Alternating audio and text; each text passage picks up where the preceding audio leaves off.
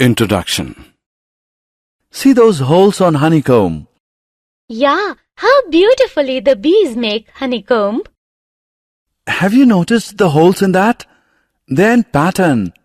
Hey, yes, they form a pattern. In nature we can find so many things with patterns. Things like, Things like pine cone. wow, I never noticed this pattern before. Our maths teacher taught us about one of these patterns in which succeeding terms are obtained by adding a fixed number to the preceding terms. That sounds interesting. I also want to know about such type of patterns. Okay, I'll tell you more about it. Objectives. At the end of this lesson, you'll be able to explain arithmetic progression, define term and common difference, write the general form of AP, find the nth term of given AP, find the sum of first n terms of the given AP, and solve examples related to AP. Definitions 1. In nature, many things follow a certain pattern, such as the seeds of a sunflower, the spirals on a pineapple, the pattern on cactus, and so on. Arithmetic progression is a study of one of such patterns. The arithmetic progression can also be called as arithmetic sequence. Before talking about arithmetic sequence, let us know what a sequence is. A sequence is a set of numbers that follow a pattern. We call each number in the sequence a term. Look at this example of sequence. This is the first term. This is the second. This is the third, and so on. An arithmetic progression is a list of numbers in which each term is obtained by adding a fixed number to the preceding term except the first term. This fixed number is called the common difference of the AP. Look at this sequence. We can see here that the common difference is 3. In general, we can write an arithmetic sequence like this: A plus D, A plus 2D, A plus 3D, and so on, where A is the first term and D is the difference between the terms, which is called the common difference.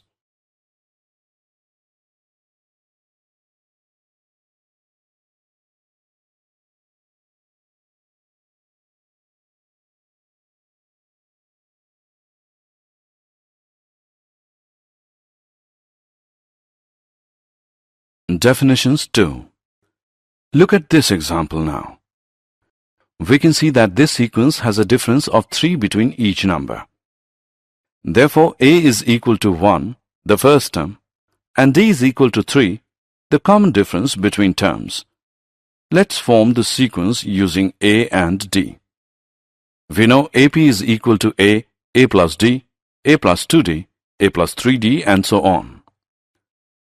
Substituting the value of A and D, we get 1, 1 plus 3, 1 plus 2 into 3, 1 plus 3 into 3, and so on, which gives the sequence 1, 4, 7, 10, and so on.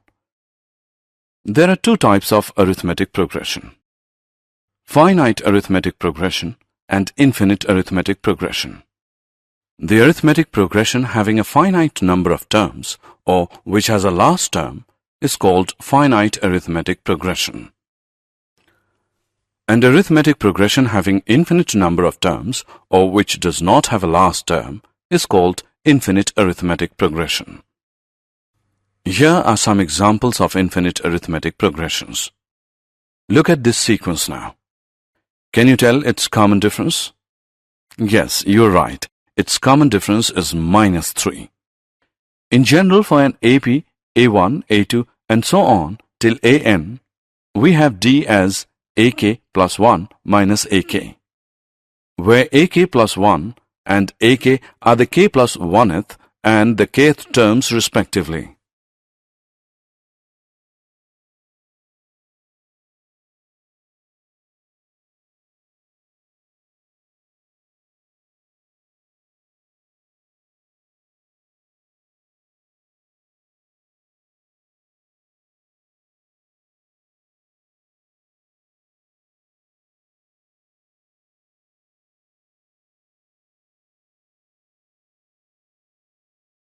Example. Let us now solve some examples. Observe this sequence. We will find out whether these numbers form AP or not. Here A1 is -3, A2 is 3, A3 is -3, and so on. Now let's find A2 minus A1, which is equal to 3 minus -3, which is equal to 3 plus 3, which is 6. Also, A3 minus A2 is equal to -3 minus 3, which is -6, as A2 minus A1 is not equal to A3 minus A2.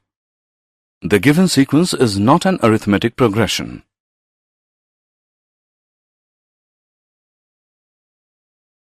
Nth term of an AP. If the initial term of an arithmetic progression is A1 and the common difference of successive numbers is D, then the nth term of the sequence is given by An is equal to A1 plus n minus 1 into D. We know that An is also called the general term of the AP.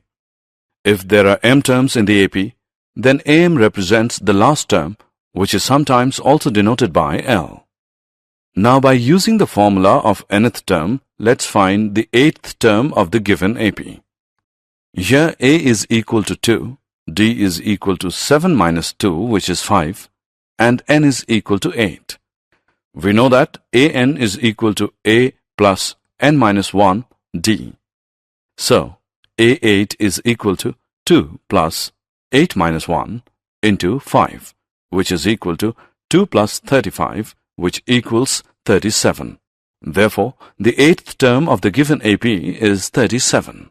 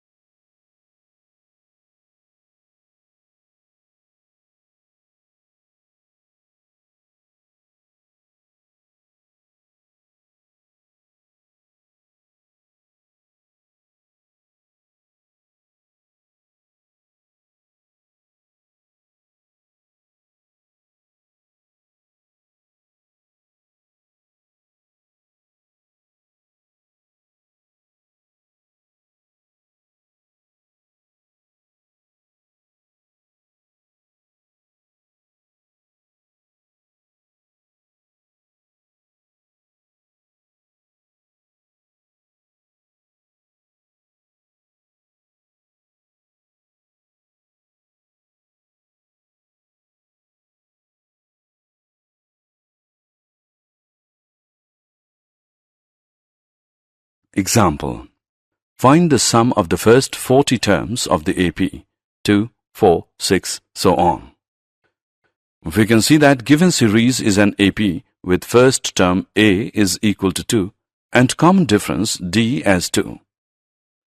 We have to find the sum of first 40 terms. So, n is equal to 40. We know that S is equal to n upon 2 into 2A plus n minus 1 into D. Hence, S40 is equal to 40 into 2 plus 40 minus 1 into 2 by 2, which is equal to 1640. So the sum of the first 40 terms of the AP is 1640. Find the sum of the first 1000 positive integers. Let S is equal to 1 plus 2 plus 3 plus so on plus 1000. Using the formula for the sum of the first n terms of an AP, we have Sn is equal to n upon 2 into A plus L. Substituting the value of n, we get S1000 is equal to 1000 upon 2 into 1 plus 1000. This is equal to 500 into 1001, which becomes 500. So the sum of the first 1000 positive integers is 500. Find the sum of first n positive integers. Let Sn is equal to 1 plus 2 plus 3 plus so on plus n. We can see that here A is equal to 1 and the last term L is n. Therefore, using the formula Sn is equal to n upon 2 into A plus L, we get Sn is equal to n into 1 plus n whole upon 2, or Sn is equal to n into n plus 1 whole upon 2. So, the sum of first n positive integers is Sn is equal to n into n plus 1 whole upon 2.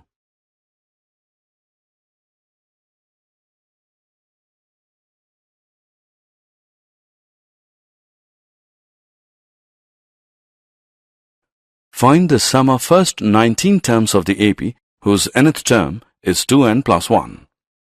As the nth term an is 2n plus 1, so first term a1 is equal to 2 into 1 plus 1 is equal to 3. Second term a2 is equal to 2 into 2 plus 1 is 5, so on. And 19th term is equal to 2 into 19 plus 1 is equal to 39. So the list of numbers we get is 3, 5, 7, so on, 39.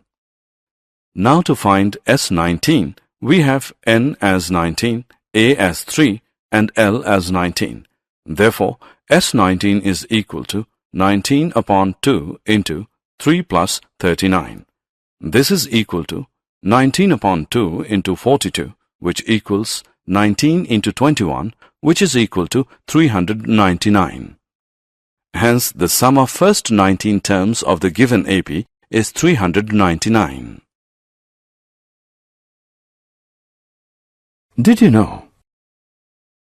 The nth term of an AP is the difference of the sum to first n terms and the sum to first n minus 1 terms of it, that is, an is equal to Sn minus Sn minus 1. Summary. Let us summarize what we have learned. An arithmetic progression AP is a list of numbers in which each term is obtained by adding a fixed number d to the preceding term, except the first term. The fixed number d is called the common difference. The general form of an AP is a plus d, a plus 2d, a plus 3d, and so on. In an AP with first term a and common difference d, the nth term or the general term is given by an is equal to a plus n minus 1 into d. The sum of the first n terms of an AP is given by s is equal to n upon 2 into 2a plus n minus 1 into d.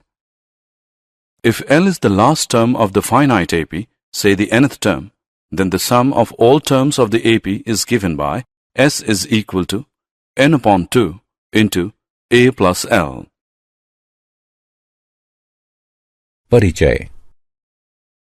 हे रश्मि, मधुमक्खी के छत्तों में उन छेदों को देखो।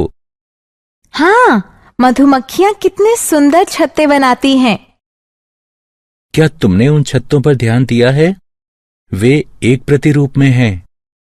हाँ, वे एक प्रतिरूप में हैं। प्रकृति में हम बहुत सी चीजों में प्रतिरूप प्राप्त कर सकते हैं। चीजें जैसे? जैसे पाइन कोन। वाह, मैंने पहले कभी इस प्रतिरूप पर ध्यान नहीं दिया था।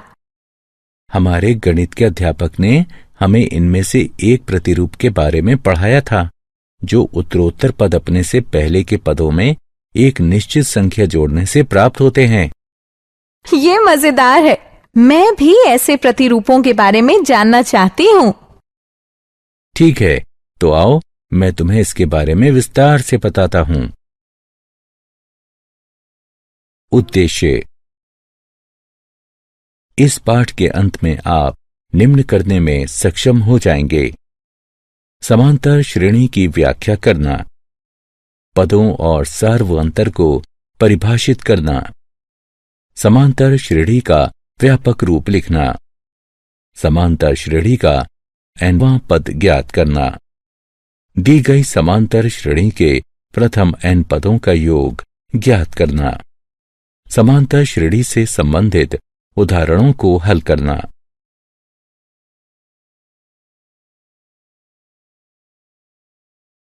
परिभाषा। प्रकृति में बहुत सी वस्तुएं एक प्रतिरूप का अनुसरण करती हैं, जैसे सूरजमुखी के फूल की पंखुड़ियां, कैक्टस पर पाए जाने वाले प्रतिरूप इत्यादि। समांतर श्रेणी इस प्रकार के प्रतिरूपों का अध्ययन है। समांतर श्रेणी को समांतर श्रृंखला भी कहा जा सकता है। समांतर श्रेणी के बारे में बात करने से पहले आइए जान लें कि श्रृंखला क्या होती है। श्रृंखला उन संख्याओं का समूह होती है जो एक निश्चित प्रारूप का अनुसरण करते हैं। हम श्रृंखला की प्रत्येक संख्या को पद कहते हैं। श्रृंखला के इन उदाहरणों को देखिए। यह पहला पद है, यह दूसरा पद है, यह तीसरा पद है और इसी तरह आगे भी। एक समांतर श्रेणी संख्याओं की एक ऐसी सूची है जिसमें प्रत्येक पद अपने पहले पद के अतिरिक्त अपने पद में एक निश्चित संख्या जोड़ने पर प्राप्त होता है। यह निश्चित संख्या AP का सार्वअंतर कहलाती है। इस श्रृंखला को देखिए। हम देख सकते हैं कि यहां सार्वअंतर 3 है।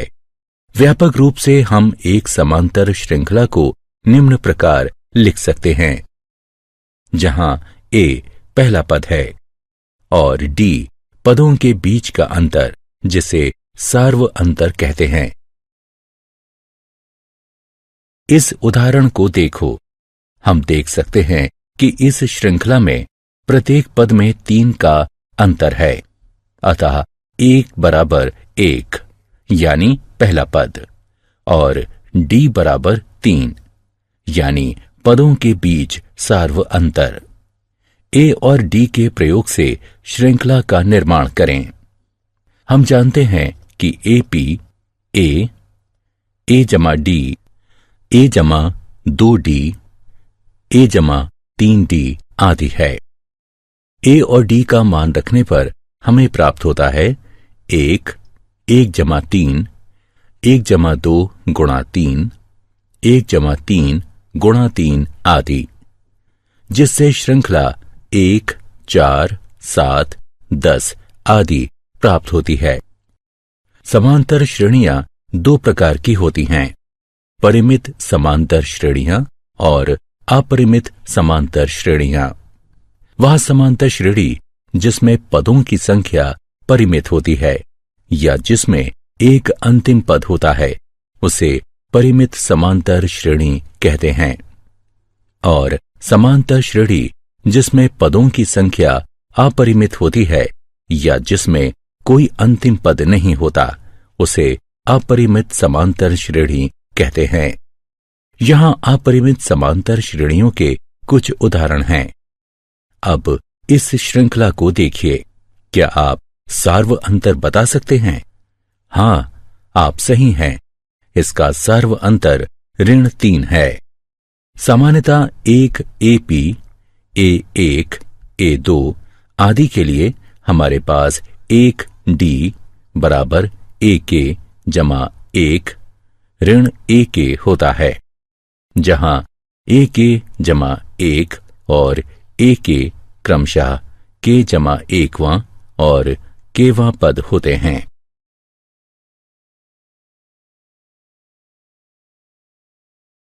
उदाहरण। आइए कुछ उदाहरण हल करें। इस श्रृंखला को देखिए। हम ज्ञात करेंगे कि ये संख्याएं AP बनाती हैं या नहीं। यहां A1 ऋण 3 है, A2 ऋण 3 है, A3 ऋण 3 है, इत्यादि। आइए A2 ऋण A1 ज्ञात करें, जो कि 3 ऋण 3 के बराबर है, जो कि 3 जमा 3 बराबर 6 के है। साथ ही A3 ऋण A2 बराबर ऋण 3 बराबर ऋण 6 है। इसी तरह A2 ऋण A1 A3 ऋण A2 के बराबर नहीं है। दी गई श्रृंखला समांतर श्रेणी नहीं है।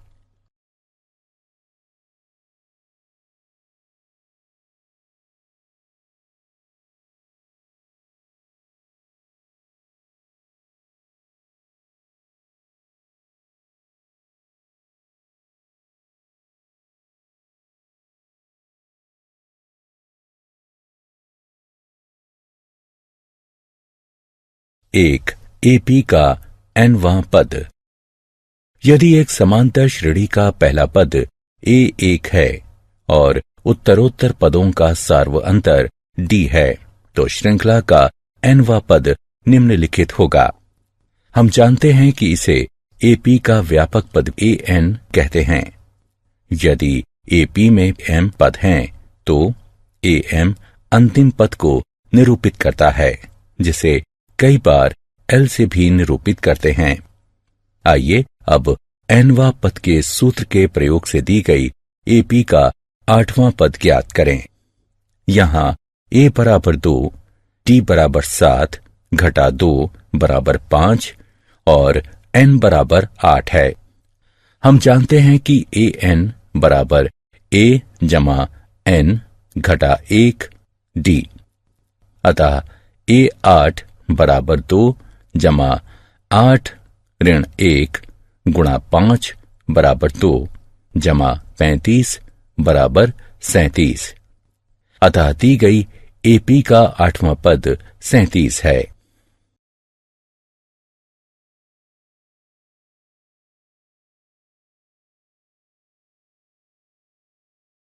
उदाहरण।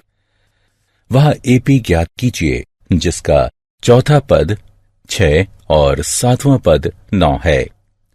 हल। दिया गया है कि चौथा पद 6 और 7वां पद 9 है। अतः A4 बराबर A जमा 4 घटा 1 D। इसलिए जो A जमा 3D बराबर 6 के है, इसे 1 के रूप में अंकित कीजिए और A7 बराबर A जमा 7 ऋण 1 D, जो कि A जमा 6D बराबर 9 के है, इसे 2 के रूप में अंकित कीजिए। अब रैखिक समीकरण युग्म 1 और 2 को हल करने पर हमें प्राप्त होता है A बराबर 3 और D बराबर 1। अतः वांछित AP 3, 4, 5, 6, 7 है।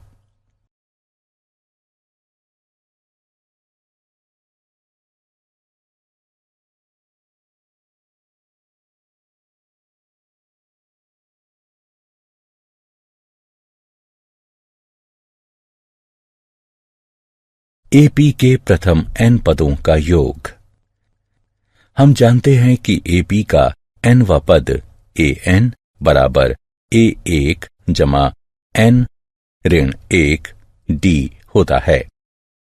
मान लीजिए कि AP के प्रथम n पदों का योग S है। अतः हमारे पास है S बराबर A जमा D जमा A जमा 2D जमा इत्यादि जमा A जमा N ऋण 1 D। इसे 1 के रूप में अंकित कीजिए। अब हम इन पदों को उल्टे क्रम में लिखेंगे।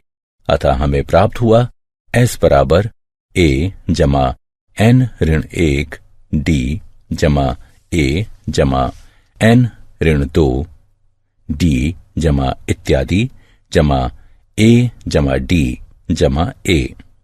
इसे 2 के रूप में अंकित कीजिए। अब एक और 2 का योग करने पर हमें निम्न प्राप्त होगा। ये एपी के प्रथम n पदों का योग है। इसे हम निम्न रूप में भी लिख सकते हैं। हम जानते हैं कि ए जमा n ऋण 1 डी ए एन है, अतः s हो जाता है n बटे 2 गुणा a जमा ए एन। हम अंतिम पद ए एन को l के रूप में भी लिख सकते हैं, अतः s हो जाता है n बटे 2 गुणा a जमा l। हम इस परिणाम का प्रयोग उस समय कर सकते हैं जब AP का प्रथम और अंतिम पद ज्ञात हो और सार्व अंतर ज्ञात नहीं हो।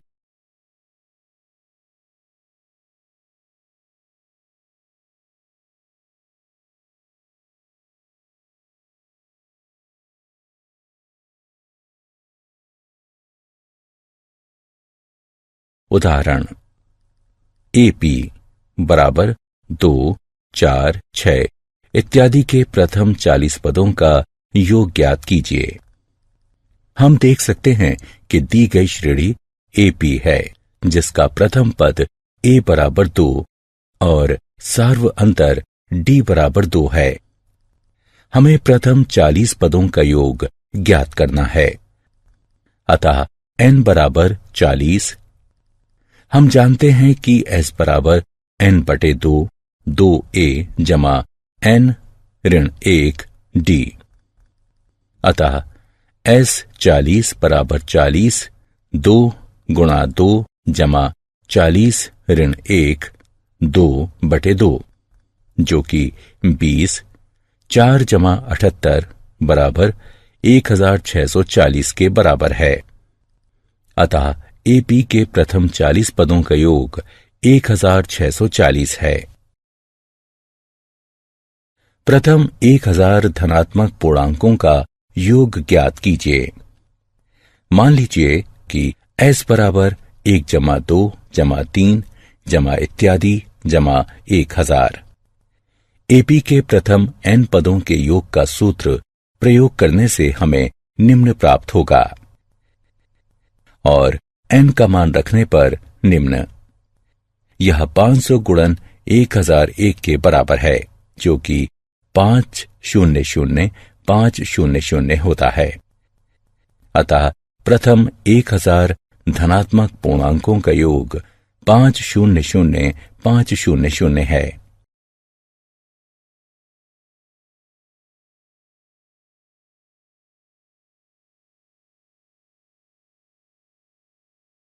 प्रथम n धनात्मक पूर्णांकों का योग ज्ञात कीजिए। मान लीजिए कि Sn बराबर 1 जमा 2 जमा 3 जमा इत्यादि जमा n। हम देख सकते हैं कि a बराबर 1 और अंतिम पद ln है, अतः सूत्र Sn बराबर n बटे 2 गुणा a जमा l का प्रयोग करते हुए हमें निम्न प्राप्त होगा। अतः प्रथम n धनात्मक पूर्णांकों का योग Sn बराबर n गुणा n जमा 1 बटे 2 होगा।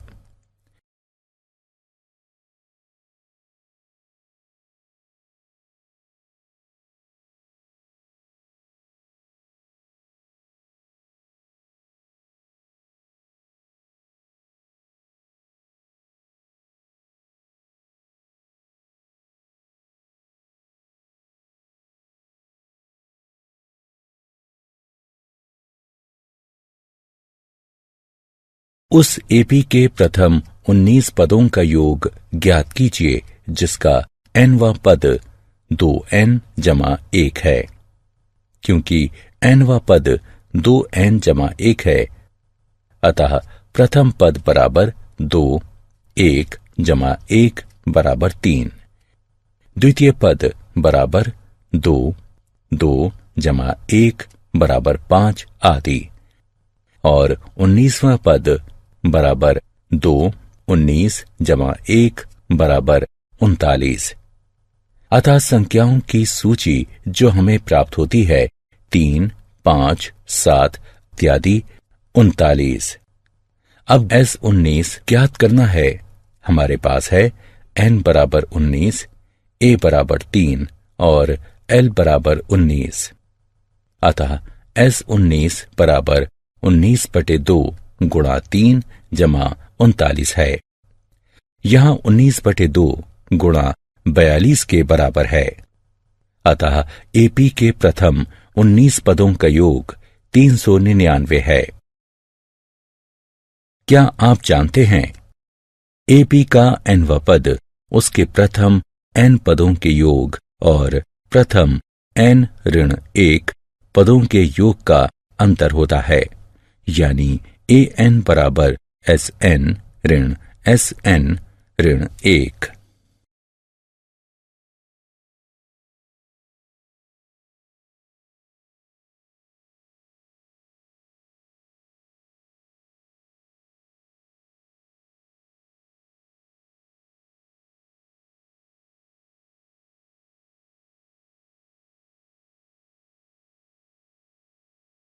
सारांश।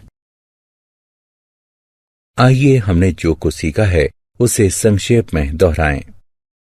एक समांतर श्रेणी संख्याओं की एक ऐसी सूची है जिसमें प्रत्येक पद अपने पहले पद के अतिरिक्त अपने पद में एक निश्चित संख्या जोड़ने पर प्राप्त होता है। निश्चित संख्या D को सार्व अंतर कहते हैं। AP का व्यापक रूप A जमा D, A जमा 2D, A जमा 3D आदि होता है।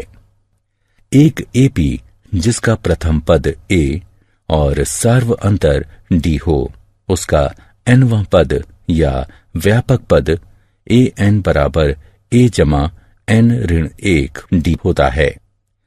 AP के प्रथम n पदों का योग निम्न होता है। यदि L परिमित AP का अंतिम पद यानी nवां पद है तो AP के सभी पदों का योग निम्न होता है।